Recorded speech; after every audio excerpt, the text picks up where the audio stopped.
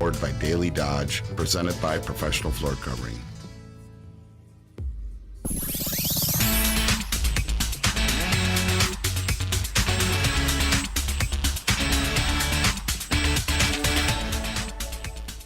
It is Community Comment here on 95.3 WBEV. I'm Jake Hayes, and we are just about to get the action underway here with Terry Bell. But first, wanted to remind you, we are presented by Professional Floor Covering and Abbey Design Center at 713 Park Avenue in Beaver Dam.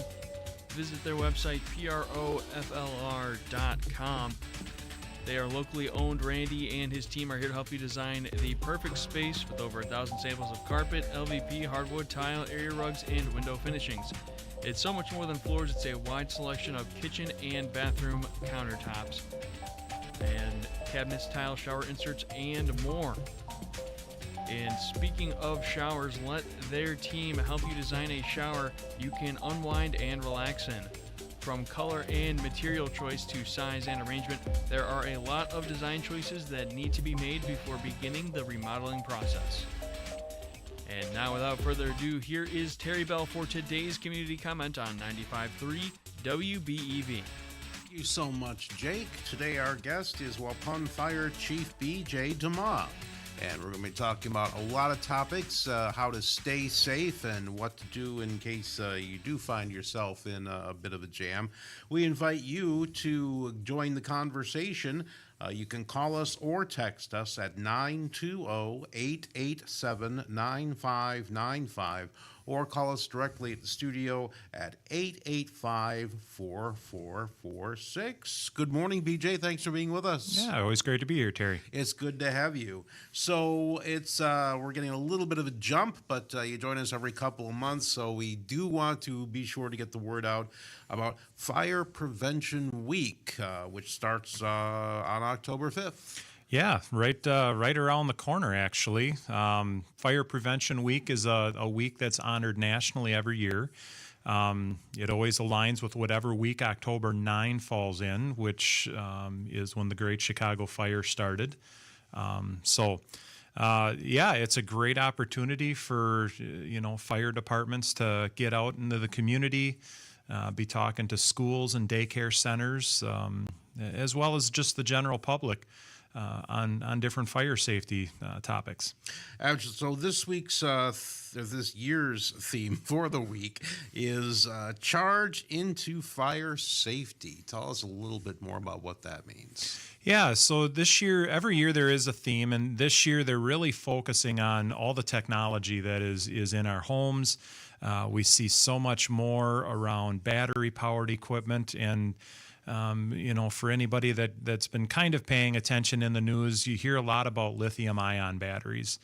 So there's some inherent dangers that come along with that. And some of the things that we always like to focus on is making sure that, some of the charging equipment that would be used, making sure it's UL listed or that it's gone through some type of testing.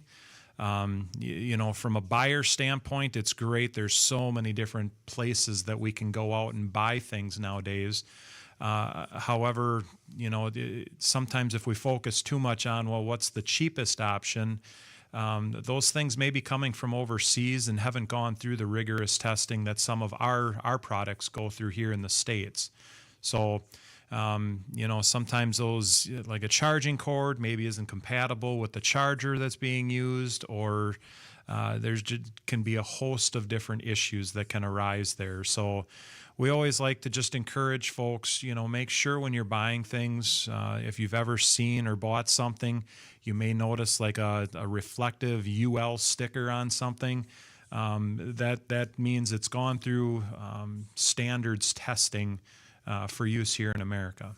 That seems especially important these days. So many consumer products where you used to buy just like the alkaline battery, the batteries that you would get, off of the hook at Walgreens or wherever. Now, when they come with the kind of the battery that you have to plug in to charge, and I'm guessing that could be an invitation for more potential fire hazards. Yeah, it does. There's lithium ion batteries. The technology has come a ways from where it was when it originally came out, but they call it thermal runaway. And what happens in that situation is something fails internally in the battery, and it results in a release of very toxic smoke and a fire that can really grow rapidly. So we focus on if you're going to be charging things, make sure that you're charging them while you're awake, that you're not charging them overnight. Unplugging charging cables and cords if they're not being used. I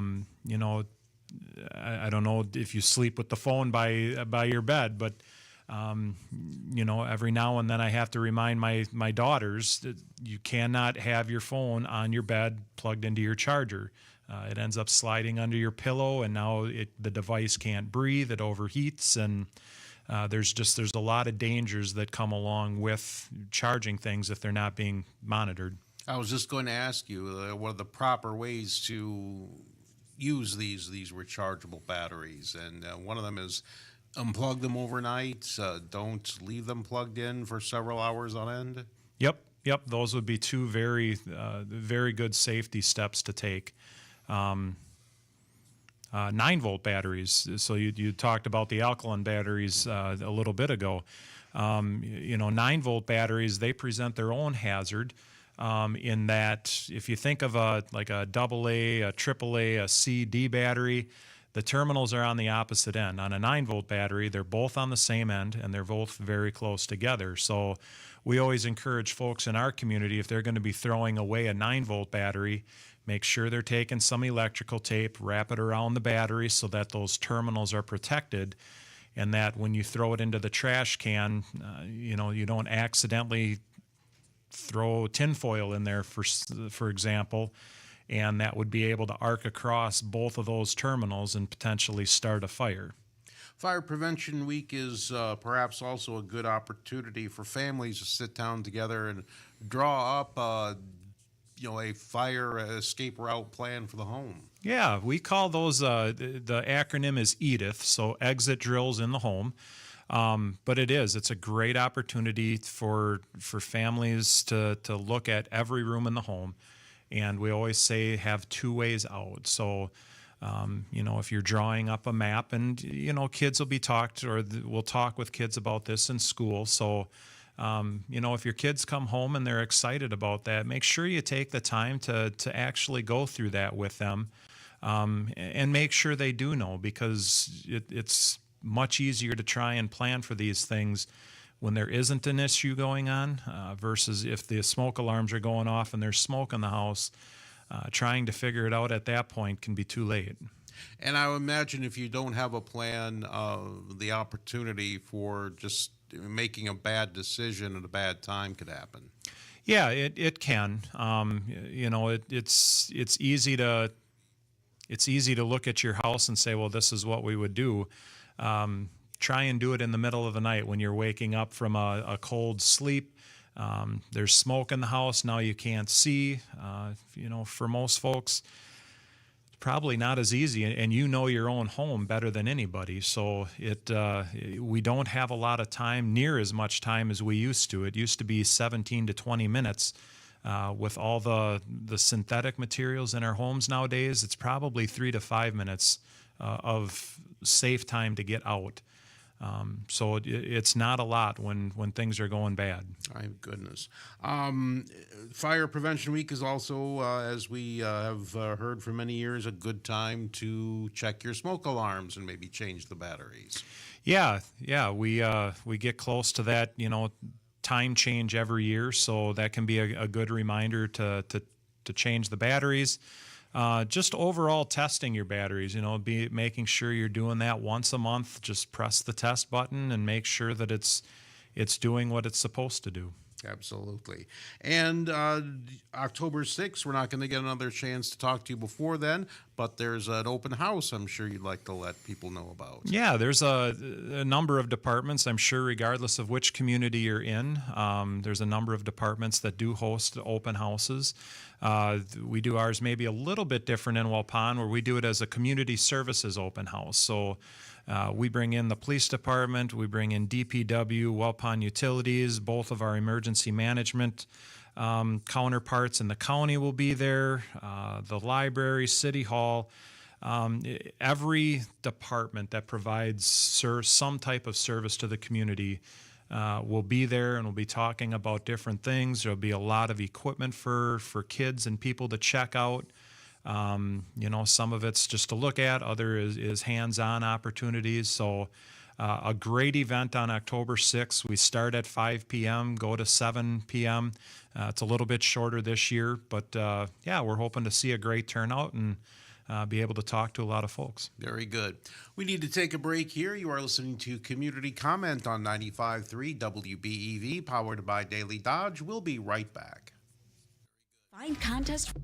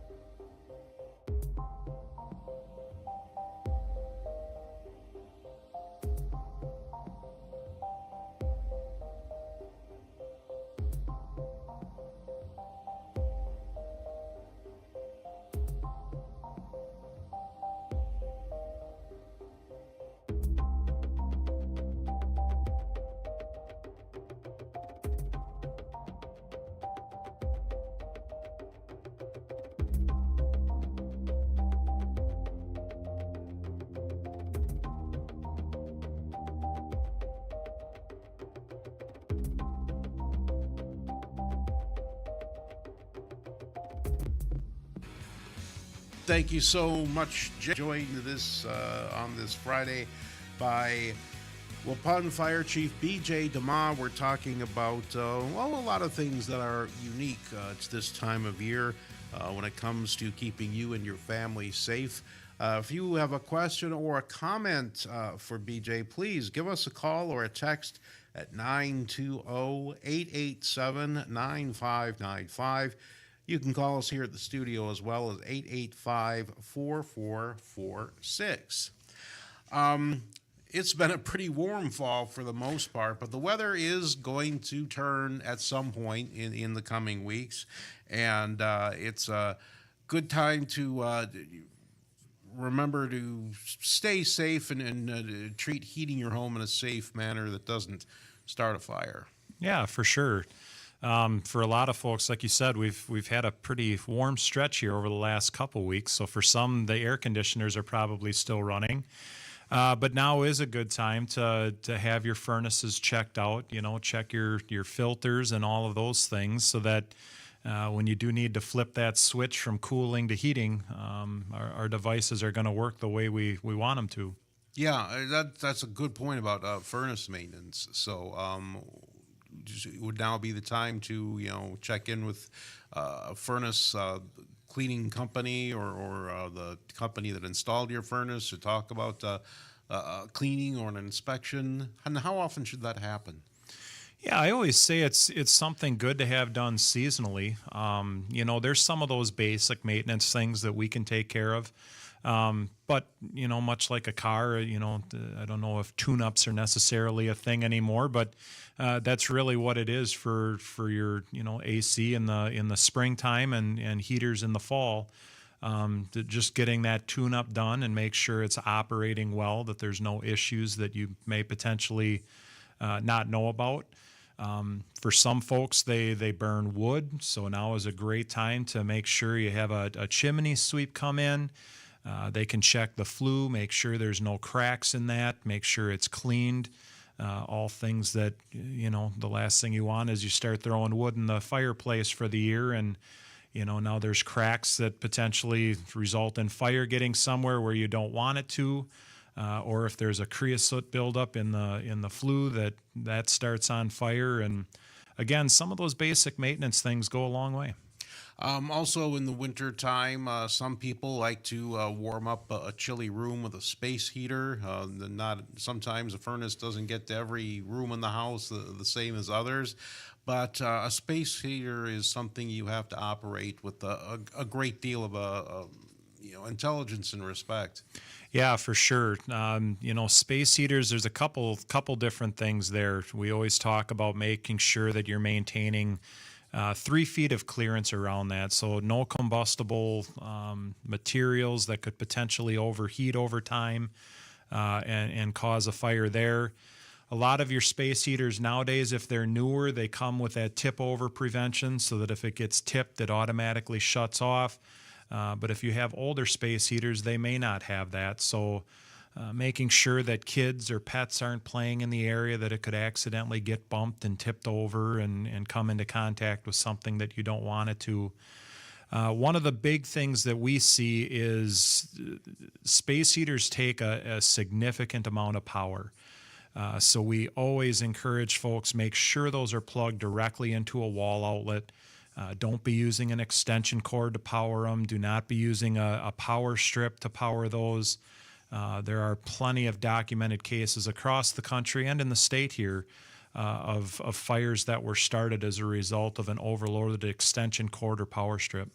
And energy saving too. You mentioned they use a lot of power. Some people think that when they're using a space heater, they're saving energy, but that's not necessarily the case. Yeah, most likely not. Like I said, they take a lot of power. Even your newer ones, they take a lot of power to run. Okay.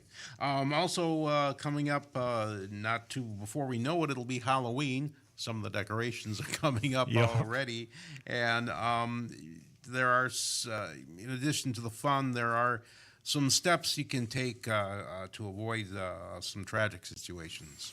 Yeah, we always encourage parents, just kind of be aware of the different materials that the costumes are made out of. Some of them can be fairly flammable, so always taking an extra minute to look and make sure that, we're not putting our kids in anything dangerous. If it comes with any type of a mask, make sure they're able to see well enough so that they don't trip or run into anything. For kids during trick-or-treating especially, they're so focused on, let's get to the next house, the candy aspect. Just make sure you're really watching out for your kids, especially if you're, looking to cross over driveways, over streets. The last thing they're thinking of is looking for traffic that may be backing out of a driveway or coming down the street, and that's the last thing anybody wants to see, is that somebody gets hurt as a result of a vehicle pedestrian accident. We were talking about battery-operated devices a bit ago, but I would have to think definitely one area where batteries are making things safer is battery-operated lights, ones that can mimic the flicker of a flame on a candle. Those must be getting more popular, I'm guessing, in putting in things like jack-o'-lanterns, and it's got to be a lot safer, I would think. Yeah, it certainly is. Anytime you can avoid an open flame, it's definitely a win. You're right. We see that with the jack-o'-lanterns that people may have outside their home. We see it even with some of the, the incense or candle burners. I don't even know how I would describe them, but things that people use in home where, the scent now comes in a little bar, and you put it in a dish, and it's just a heater that heats that up and gives you that aroma throughout the house versus burning that open flame and a candle in the house. Very good. We're talking to Waupun Fire Chief B.J. DeMaa about staying safe in the fall and early winter. We do need to take a break for the news, but we will be right back. You're listening to Community Comment on 95.3 WBEV, powered by Daily Dodge. Picking your fall out.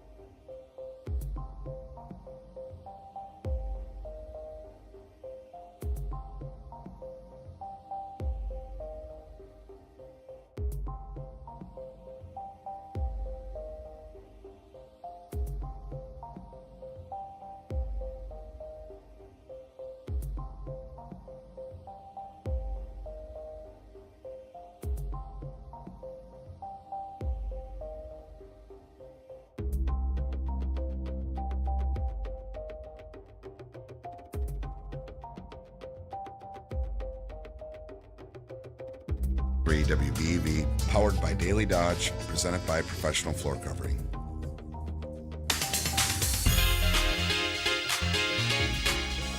Welcome back to Community Comment on 95.3 WBEV, powered by Daily Dodge. We are brought to you in part by McKinstry's Home Furnishings. If you close your doors in your home when company comes because of your inferior interior, McKinstry's Home Furnishings can help. They will be happy to sit down with you, discuss your decorating ideas, and formulate a complete plan for any or all of the rooms in your home. Just bring them measurements and pictures of your room, determine any items you wish to keep. Then they can discuss your paint colors, furniture styles, area rugs, and accessories. Combining your ideas with their expertise, you will achieve the room plan you desire while working within your budget. That's all there is to it. Stop in and see them today at McKinstry's Home Furnishings in downtown Beaver Dam, where customers matter and quality counts. And now we will jump back into the action here on Community Comment. Here's Terry Bell. Thank you so much, Jake. We are talking to Waupun Fire Chief B.J. DeMaa. It's, every time of year is an important one for remembering to stay safe, but especially this time of year. If you would like to join the conversation, or you have a question or a comment, feel free to join us. You can call us or text us at 920-887-9595, or you can call the studio line at 885-4446. And we touched on it a few minutes ago, but let's remind people about daylight savings time. It's not for a while yet, November 2nd, but it's an important day when it comes to safety in the home. Yeah, we always, the slogan out there is change your clocks, change your batteries. Folks already had an opportunity to hopefully do that in the spring when we leapt forward, and now we're getting back to that time of year where time will fall back, and it's a good opportunity to, again, check the batteries in your smoke alarms. Smoke alarms, they do have a life. They do have a shelf life, so we had talked earlier about, on a monthly basis, pressing the button and making sure that it makes noise, but that doesn't necessarily guarantee that the alarm is going to activate as it should. So folks should usually get into the habit of taking the smoke detector down. If you have to do that to change the batteries, it'll already be down. But take it down, look on the back of the device, and somewhere on the back of the device should be a stamped manufacture date. Smoke alarms last about 10 years, and once you exceed that 10 years, that's a good time to have the whole detector replaced. Do they get not as reliable after that point? Is that the risk? Yeah, that is one of the potential risks, is that the sensor won't sense it quite as quickly as it should. I think as they get older, sometimes we see more susceptibility to false alarms, or if you're not testing it, it may not activate at all. So the monthly checks, the twice a year when we change our clocks, just a great opportunity to take them down. We talked about kind of that tune-up. Smoke alarms is the same thing. Carbon monoxide detectors, we haven't talked a whole lot about those. Yeah, we should. But yeah, as we talk about getting our furnaces fired back up again, carbon monoxides detectors are a very important thing to have in the house, especially if you have any natural gas burning appliances. Carbon monoxide is what we call the silent killer. It does not have an odor. So if you don't have a detector in your house, the only alert you may get is if it's taking place while you're awake. You may have a headache. You may not feel well. If you're feeling those things, if you go outside and they seem to get better, that would be an immediate indication that something may be going on. But a carbon monoxide detector is so important. It's just as important as a smoke detector. In making sure you're aware that there's a dangerous gas in the home. I've heard of people feeling really drowsy in a situation where they have, turns out there was a carbon monoxide leak in the house. Yeah, and again, it has no odor, so that's what makes it particularly dangerous. And unfortunately, there are documented cases of people go to bed for the evening, they don't give it much thought, and unfortunately, don't wake up the following morning. I happen to think that one thing you would strongly discourage people from doing, I think there's a temptation on the part of a lot of people, say if they're cooking something that burns and puts out a lot of smoke and sets off the smoke alarm, that maybe they'll disengage the smoke alarm somehow just in order to not have to deal with the shrill noise. But I'm guessing that's a very bad idea. It is. It's a terrible idea, quite honestly. We used to see it a little bit more, where batteries would be yanked out of a smoke detector and be put in other battery-powered devices around the house, the remote control for the television, or a kid's toy. You're starting to see a lot more of your new smoke detectors are coming with a 10-year sealed battery. And part of the design and thought behind that is if the battery is sealed in part of the device, you eliminate the possibility of that battery getting pulled out and being used for something else. Very good. Speaking of the changing of the clocks coming up, there is an event coming up that you can take advantage of to make sure you're getting safe batteries in your detectors at home. Yeah, so every year we do an event in Waupun where it's a change your clock, change your battery event, but we partner with Tony's Pizza in Waupun. And for that evening, we go out. Our fire trucks are doing the deliveries of the pizzas and food going out. And then while we're there, we will come in. We'll check your smoke detectors, make sure they work. We'll check the dates if you would like us to do that. This year, we're also partnering with Batteries Plus to be handing out 9-volt batteries for anybody that would need to change their batteries in their detectors. So just a great opportunity to partner with a local business, a couple local businesses actually, and have a real impact in the community. Very good. We're talking with Waupun Fire Chief B.J. DeMaa about staying safe this time of year. We need to take one more break. We will be right back. You're listening to Community Comment on 95.3 WBEV, powered by Daily Dodge.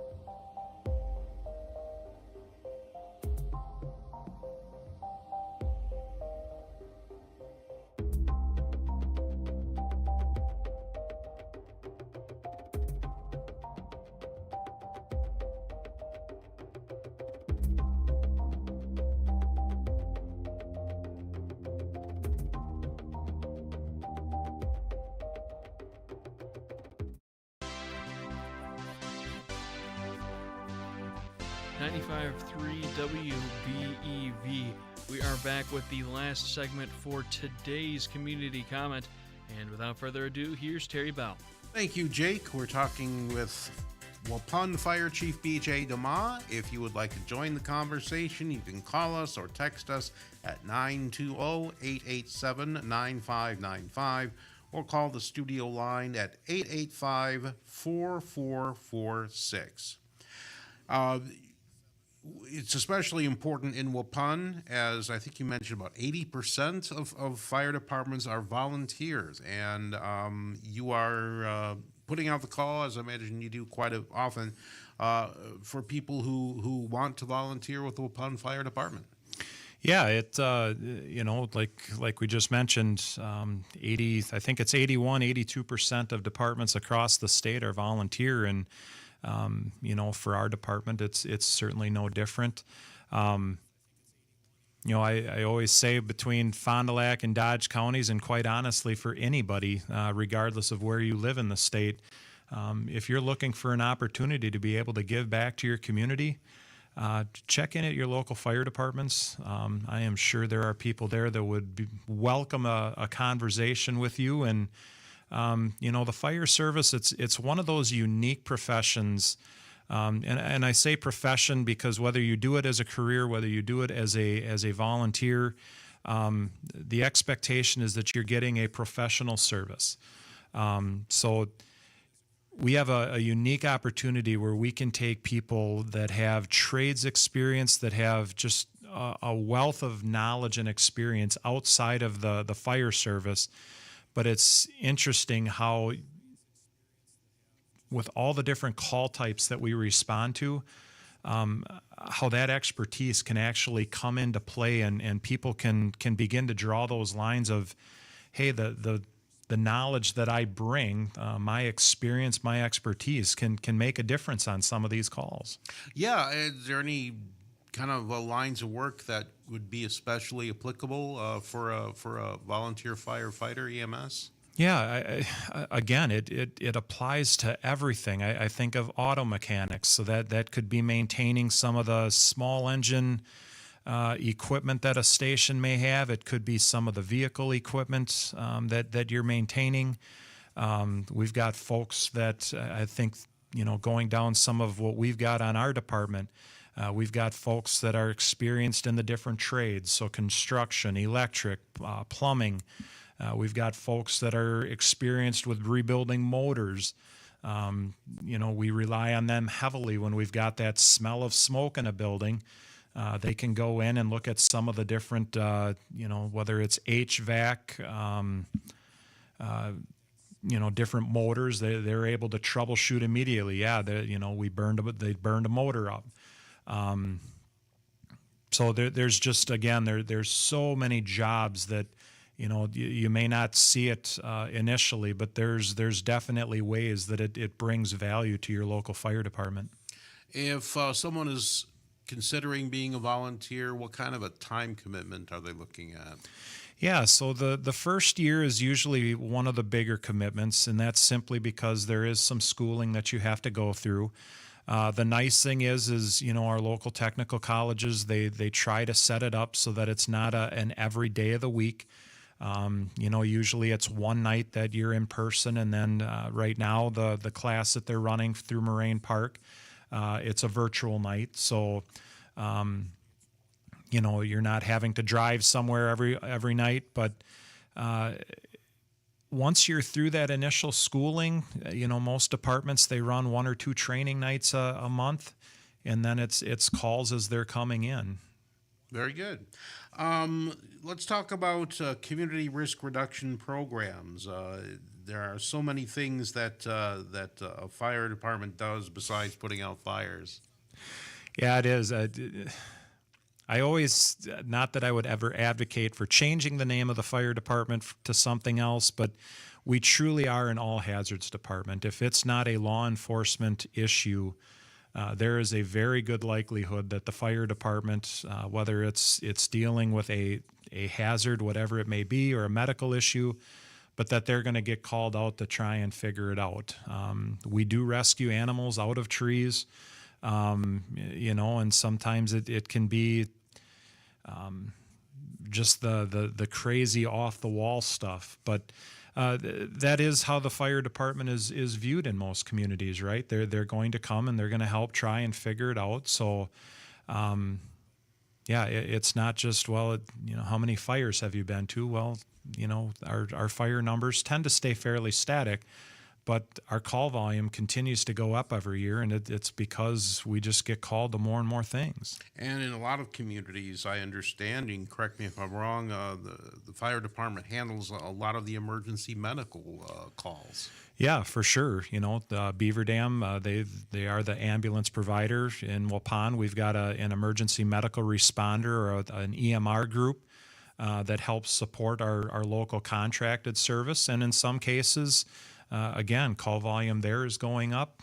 If they don't have an ambulance, it's our folks that are providing that care until another transport ambulance can get there to take that patient to a hospital. You've got some opportunities to help people with things like CPR training and car seat checks. Yeah, we talked about the open house on October 6th. That'll be one thing that St. Agnes or SSM Health will actually have a table there, and they'll have information on how to safely install car seats in your vehicles. CPR is one of those skills that I would encourage every individual to give serious consideration to. When a person is having a cardiac event, seconds truly do matter. And in terms of success rates or recovery rates, the faster CPR can be started on an individual that has a cardiac event taking place, the better the chance of outcome it is for that individual. I would also think that one of the important things about CPR training is that recommendations change frequently. What goes today isn't necessarily what was being recommended 20, 30 years ago. Yeah, you're absolutely right. Compressions, breaths, all of that, it does change from time to time. And that's driven by science and research, and what is going to give that individual the best opportunity to overcome the cardiac event. So again, I could never place enough emphasis on people making sure they know how to do CPR, whether it's a stranger on the street or a family member. You never know when you may need it. And this may be a good segue, gives you an opportunity to promote the Waupun Community Services Open House one more time. Yeah, so again, October 6th, that'd be a Monday evening from 5 p.m. to 7 p.m. An opportunity to see every service or every department that provides a service in the city of Waupun. Come on out, check it out. And you can ask some questions about some of the things we talked about on the show today that may have sparked the listeners' curiosity. Absolutely. Sure thing. So that is Monday, October 6th from 5 to 7 at the Waupun Safety Building. The address is 16 East Main Street. Well, BJ DeMaa, it has been an hour well spent. I want to thank you for coming down today. Thank you, Terry.